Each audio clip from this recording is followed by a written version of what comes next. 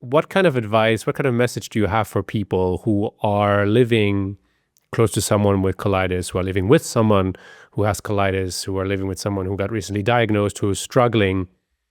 What's your message to those people? What's your advice to those people?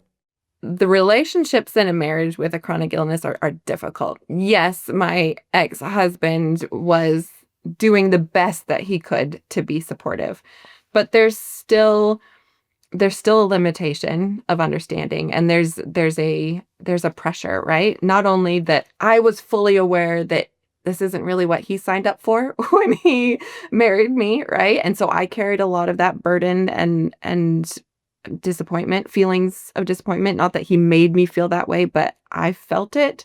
Um, but it also shifted his life into being more of a kind of a caretaker, right? Like paying attention to how I was feeling and having to navigate my frustrations and emotional roller coasters. And so, yes, he did his best to be supportive, but it is not easy for either partner in a relationship when you're doing that. And so that can be hard. I think when I say this next part, it's not directly tied at him, not at all. But in general, for those supporting, right, family and friends supporting others, I think I just tell them to believe their UC friend. Like, just believe them. Believe them when they're exhausted. Believe them when the fatigue is taking over. Believe them when they tell you that they just don't feel well.